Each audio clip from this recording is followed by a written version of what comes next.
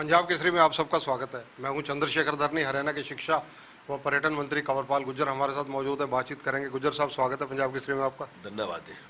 गुर्जर साहब, कांग्रेस का चिंतन शिविर संपन्न हुआ है, एक दिवसीय था। उसके बाद उन्होंने कुछ मुद्दे उठाए हैं, कुछ जैसे कहते हैं सवाल खड़े किए हैं बीजेपी व गठबंधन की सरकार को लेकर। उस पर आपसे सीधी बात करेंगे। एक तो उन्होंने सीधा आरोप लगाया कि 1925 में जिस राजनीतिक दल का जन्म हुआ उसके कई नाम बदल गए, लेकिन उस राजनीतिक दल ने कभी भी एक भी स्वतंत्रता मूवमेंट में भाग नहीं लिया। वो बीजेपी की ओर इशारा किया उन्होंने अपने प्रेस कॉन्फ्रेंस में और सीधा आरोप लगाया। और दूसरा, उन्होंने ये कहा कि तिरंगा जो है उसको उसका एक तरह से जिस तरह से बेचा जा रहा है, अब तिरंगे के नाम को कैश करने की कोशिश की जा रही है। इन सब मुद्दों पर आपकी टिप्पणी चाहेंगे, क्योंकि कांग्रेस ने इसको लेकर छींटाकशी की है। एक तो उनसे ये पूछो 1925 में कौन से राजनीतिक दल का गठन हुआ था? मुझे पता नहीं 1925 में कौन सा। भारत 1951 में आया था जनसंघ का, और उसके बाद 1980 में दोबारा भारतीय जनता पार्टी का गठन हुआ। तो 1925 में कोई राजनीतिक दल का कोई गठन नहीं है। और जिस प्रकार से उन्होंने कहा कि भाई स्वतंत्रता आंदोलन की बात उन्होंने की, तो राजनीतिक तौर पर पैदा ही बाद में देश तो आज़ाद हो गया था। देश की आज़ादी के बाद जो लोग उस टाइम देश की आज़ादी के आंदोलन में लगे थे, अगर उनको ये जो कांग्रेस आज की जो कांग्रेस है ये समझ रही कि हम थे, तो सफेद झूठ है। ये कहा था उस टाइम जो लोग लगे थे वो अन्य अन्य विचारधाराओं के थे, बहुत सी विचारधाराओं के लोग थे, और वो देश की आज़ादी की लड़ाई लड़ रहे थे। इसीलिए महात्मा गांधी जी ने कहा था कि भाई अब कांग्रेस को समाप्त कर दो और अब अपने अपने विचार के राजनीतिक दल बना लो, जिसने जो चाहिए, जिस विचारधारा से कोई जुड़ा है। इसीलिए महात्मा गांधी जी ने कहा। लेकिन उस टाइम के जो दूसरे लीडर थे उन्होंने इस बात को स्वीकार नहीं किया, क्योंकि उनको लग रहा था कि भाई अब देश स्वतंत्र हो गया और अब मतलब सरकार बनने का टाइम है, अब इस प्रकार से करेंगे। शायद जो भी मजबूरियाँ रही उन्होंने स्वीकार नहीं किया उस बात को, और कांग्रेस वैसे रही। तो लेकिन बहुत लोग हैं जो उसमें से निकल के जिन्होंने बाहर राजनीतिक दल बनाए, और हम भी उन्हीं में से हैं। हम उनकी सरकार में थे, श्यामा प्रसाद मुखर्जी तो सरकार में थे नेहरू जी की, लेकिन उन्होंने वहाँ से रिजाइन कर दिया और एक राजनीतिक दल का गठन किया जनसंघ के रूप में। हमने मिलकर उसको आगे किया। तो ये कहना कि स्वतंत्रता आंदोलन में आप नहीं थे, मान लो जब मैं पैदा नहीं हुआ था आप मेरे से कहने लगोगे आप तो स्वतंत्र आंदोलन में थे नहीं, फिर आप मंत्री क्यों बने? तो ये तो कोई बात नहीं है ना जी। तो मैं नहीं समझता कि इस बात का कोई महत्व है जो वो कह रहे हैं, और ये गलतफहमी कांग्रेस ने बिल्कुल निकाल देनी चाहिए। कांग्रेस का ना वो संस्कार है ना विचार है जो आज़ादी की लड़ाई लड़ने वाली कांग्रेस थी, वो कांग्रेस और आज की इस कांग्रेस का कोई आपस में तालमेल बिल्कुल भी नहीं। तिरंगे के नाम पर राजनीतिकरण का आरोप है। जहां तक उसकी बात कही, तिरंगे की बात कही, देखिए अमृत महोत्सव है आपकी बात, और उसमें मैं समझता हूँ इस प्रकार की बातें नहीं, कांग्रेस को भी सबको झंडा लगाना चाहिए। मतलब एक माहौल बनाने की बात है कि भाई 75 साल हो गए हमारे, हर चीज ना जी एक उत्साह का विषय होता है देश में कि नहीं अब हम ये करके दिखाएंगे, अब हमारे 75 साल है ना, अब हम ये करके दिखाएंगे। कुछ ना कुछ एक टारगेट आदमी निश्चित करता है, और हमेशा उस टारगेट में मैं समझता हूँ कि अगर उसको अचीव नहीं भी करता तो उसके आसपास पहुंच जाता है। तो ये एक उत्साह देने के लिए नरेंद्र मोदी जी ने जो है वो रखा। और तिरंगे के साथ मैं नहीं समझता कि कांग्रेस का भी कोई विवाद होगा, कांग्रेस को भी अच्छे लगा तिरंगा रहना। मैं समझता हूँ जिस प्रकार की बात जो उन्होंने की बिल्कुल गैर जिम्मेदाराना है, गलत कही उन्होंने जो बात कही, उन सबको मिलके। और तिरंगे की जब बात होती है तो तिरंगा किसी राजनीतिक दल का होती है, ये बीजेपी का नहीं है तिरंगा, ना ये कांग्रेस का है तिरंगा। ये तो 135 करोड़ लोगों का, 140 करोड़ लोगों का तिरंगा है, सबका तिरंगा है, इसमें कोई पार्टी का नहीं है तिरंगा। कांग्रेस के चिंतन शिविरों में भले ही उनके 3 कार्यकारी अध्यक्ष 4 में से नदारद रहे, लेकिन उन्होंने 9 प्रस्ताव प्रमुख रूप से वहाँ पास किए, जिनमें भ्रष्टाचार सरकार के खिलाफ उनका पहला मोर्चा है। हाँ, अब तो उस पर करना चाहिए ना, अब उन्हें यही कहना चाहिए भ्रष्टाचार नहीं करें। जितनी नौकरियां भर्ती करी वो सारी की सारी तो अब उनको निरस्त कर रहा है कोर्ट, सारी की सारी में। आज लोगों को कहीं ड्राइंग मास्टर की रही, कहीं पीटीआई की, कहीं जेबीटी की रही, कहीं किसी की रही, कभी किसी की रही। रोजाना कोर्ट कह रहा है कि इनमें नियमों का पालन ही नहीं है। और अगर कहीं भी नियम नहीं मानने जाते तो जो नियम तोड़े जाते हैं तो उसके पीछे कोई ना कोई तो स्वार्थ होता है ना जी, किसी प्रकार का भी स्वार्थ होगा। वो स्वार्थ रहेगा तभी नियम तोड़े गए होंगे। वो भ्रष्टाचार ही है, वो किसी तरीके से भ्रष्टाचार कर लो। चाहे मान लो मैं अपने परिवार में से किसी व्यक्ति को लगा रहा है, वो भ्रष्टाचार है। अगर मैं पैसे लेकर लगा रहा तो वो भ्रष्टाचार है। मैं किसी की सिफारिश कर रहा हूँ, वो भ्रष्टाचार। को एक ही टाइप का थोड़ी है, सारी तरीके का। और जिस प्रकार से सारा का सारा CLU का दूसरी जो खेल खेल लिया गया सारा, तो वो जो शासन रहा उसमें सारा सारा रहा। और अब ये कहेंगे भाई हम भ्रष्टाचार की समाप्ति तो अगर हुई तो वर्तमान सरकार में, और वो सरकार इस प्रकार का प्रयास कर रही है, जिस प्रकार से ऑनलाइन सारी चीज़ों करने लग रही, जैसे अभी पीपी परिवार पहचान पत्र बना, और उसमें कहा कि भाई अगर किसी का भी 1,80,000 से आमदन कम है तो घर बैठे ही उसका पीला कार्ड बनेगा, अगर बैठे ही उसका आयुष्मान कार्ड बनेगा, अगर बैठे ही उसकी पेंशन बनेगी। तो ऐसे एक सिस्टम में लेके आने लग रहे हैं ताकि किसी का भी कोई हस्तक्षेप नहीं रहेगा, अपने आप काम होगा जिसका जरूरी काम है। तो ये भ्रष्टाचार तो ऐसे समाप्त होता है जैसे ये वर्तमान सरकार करने लग रही।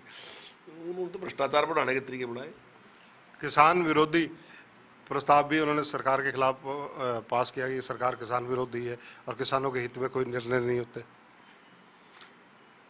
जहां भी दो तीन जगह सरकार है कांग्रेस की, वो बताते किसानों के लिए क्या कर रहे हैं। हम आज अगर किसान की फसल नष्ट हो जाए 15,000 रुपये दे रहे हैं, कहीं मुझे बता दो या तो इन्हें पहले दिए हूँ, इन्होंने 8,000 दिए, हम 15 देने लग रहे हैं, हम किसान विरोधी बता रहे हैं। हमने किसान विरोधी बताऊंगा, जितना मौजा किसान को हमने दिया उसका अगर 50% भी इन्होंने दिया हो, जितना हमने दिया उसका 50% भी नगदी दिया हो, तो मान लेंगे कि भाई ये किसान की देसी। कभी किसान के लिए कुछ नहीं किया। हाँ, किसानों पर लाठियाँ चलाई, सारे कुछ करे, गोली चलवाई, सारे काम करे, लेकिन किसान के लिए किया कुछ नहीं। चाहे इंश्योरेंस की बात थी, चाहे दूसरी बात थी, जिस प्रकार की खरीद हमने की और हमने जिस प्रकार से किसान के अकाउंट में सीधे पैसे दिए, इन्होंने तो विरोध किया था उसका। दोनों ने विरोध किया, किसान यूनियन ने विरोध किया, इन्होंने विरोध किया कि भाई वो तो जो आड़ती हैं वो तुम्हारा चोली दामन का साथ है। अब आप किसान से पूछ लो, इन्होंने किसान को बकाया और किसान ने भी कहना शुरू कर दिया था डायरेक्टर ने दो पैसे। अब हमने डायरेक्ट शुरू कर दिया। अब आप किसी किसान से पूछ कर देख लो कि डायरेक्ट पेमेंट देगा सरकार ने, सही कराया गलत करा। अब सब लोग करें नहीं जी आपने बहुत अच्छा करा। अब हमने सबके अकाउंट खुलवाया। अब कोई भी चीज़ अगर हमने किसान को देनी, हम सीधा उसके अकाउंट में देते हैं। तो हमने उस भ्रष्टाचार को दूर करके किसान के लिए अच्छा काम किया, और किसान की फसल के जितने रेट हमने बढ़ाए, इतने आज तक कभी किसी सरकार में रेट बढ़े नहीं। पहले क्या था, हर चीज़ के लिए संघर्ष, आज धरना दो, आज ये करो, फसल के रेट बढ़ने चाहिए। हमने पहले कह दिया कि जो उत्पादन लागत है उसमें 50% प्रॉफिट देना, और उसमें किसी की सिफारिश की जरूरत नहीं, ना किसी का एहसान है। पॉलिसी बन गई कि देना, और दे रही सरकार। जिस प्रकार से रेट बढ़े बाजरे के और उस चीज़ों के रेट बढ़े, जिस प्रकार से हमने खरीद करी, ये पता है ना इन्होंने क्या खरीद करी। बेरोजगारी को लेकर भी उन्होंने सत्ता पक्ष पर निशाना साधा है। देखिए, बेरोजगारी जितनी अब है इतनी पहले भी थी, उसमें तो कोई उसमें कोई फर्क नहीं है, पहले भी थी और आज भी है। लेकिन हम उसको कम करने के लिए पूरा प्रयास कर रहे हैं, और पूरे प्रयास में सबसे बड़ा काम जो है माननीय मुख्यमंत्री जी ने जो शुरुआत की उसकी, वो है कि भाई जिस आदमी की भी व्यक्तिगत आय जो है वो 1,80,000 से कम है, तो हमारा प्रयास है कि उसको हमने 1,80,000 से ऊपर निकालना है। और अभी हमने टारगेट रखा है 1 लाख का, और हमने 2 मीटिंगें उसकी कर ली। हर ब्लॉक पे हमने उस एरिया के लोग जिनकी आमदनी 1 लाख से कम थी उनको बुलाया और उनसे कहा कि भाई आप कोई भी रोजगार आप चुन लो, जो भी रोजगार आप कर सकते हैं। मान लो आप पशुपालन कर सकते हैं, आप वो कर लो, आप दुकान कर सकते हैं, वो कर लो, मिस्त्री काम कर सकते हैं, वो कर लो, सरकार आपको पैसा देगी। और माननीय मुख्यमंत्री जी ने कहा कि गारंटी सरकार लेगी। मान लिया आपने 2 लाख का लोन चाहिए तो गारंटी सरकार की, आपको 3 का चाहिए गारंटी सरकार की, 4 का चाहिए गारंटी सरकार की, आपको किसी गारंटी की जरूरत नहीं, हम है गारंटी आपकी। तो हम उन गरीब आदमियों की गारंटी देंगे। तो अगर उसके लिए कोई काम करे, रोजगार देने के लिए काम करे और गरीबी दूर करने के लिए काम करे, तो वर्तमान सरकार कर रही। आपने तो किया नहीं।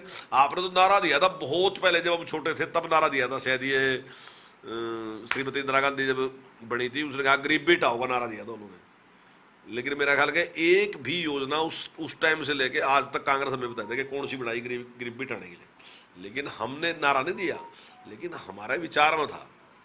हमने जो पंडित दीनदयाल उपाध्याय जी ने हमारे से कहा कि जो अंतिम व्यक्ति है उसके लिए काम करना। उन्होंने कहा कि इस पार्टी का अर्थ यही है, जिस दिन सत्ता तुम्हारे हाथ में आएगी उस दिन थारा जो काम है वो ये है कि जो सबसे अंतिम व्यक्ति बैठा, जो गरीब आदमी, उसका दुख दूर आपने करना। और उसके लिए माननीय मुख्यमंत्री जी काम कर रहे हैं और हम इसको लेके चल रहे हैं। और अब काफ़ी संख्या में हमने लोगों को दिया, और आने वाले टाइम में हम मोड़ देंगे।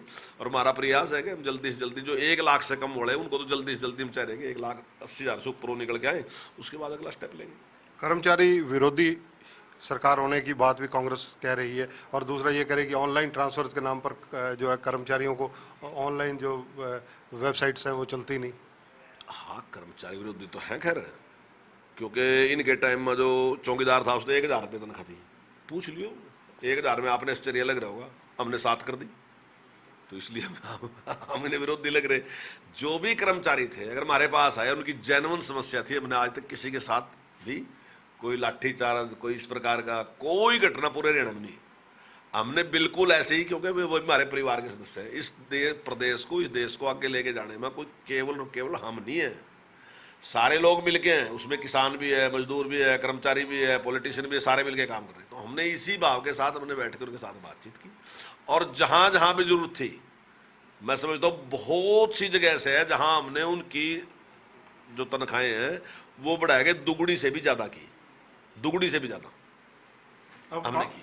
कांग्रेस के इस चिंतन शिविर पर आपकी राजनीतिक टिप्पणी, आप क्या सोचते हैं कि मतलब कांग्रेस के 3 कार्यकारी अध्यक्ष 4 में से नदारद रहे? मुझे नहीं लगता है कोई चिंतन शिविर है, मुझे चिंता शिविर लग रहा है जहाँ जो मेन 3 आदमी हैं, मतलब 4 आदमी या 5 आदमी मिलके इस पार्टी में ग्रुप है, 4-5 ग्रुप हैं इन लोगों के। एक हुड्डा साहब है बड़ा जो है, उसके बाद किरण चौधरी जी हैं, उसके बाद रणदीप सुरजेवाला जी हैं,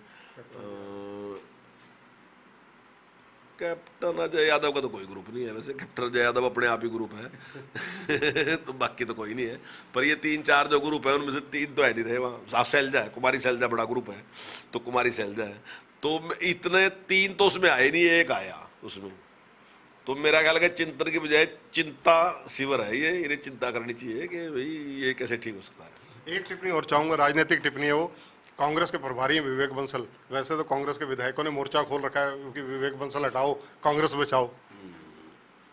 भाई ये तो कांग्रेस है, देखो विवेक बंसल क्या कोई नहीं, या तो पता नहीं किसकी क्या बन जाए क्या नहीं बन जाए कुछ पता नहीं है। विवेक बंसल जी भी प्रभारी क्या, वो तो बेचारा जिस आदमी व्यक्ति को बुलाया ही नहीं कहेगा प्रभारी हो।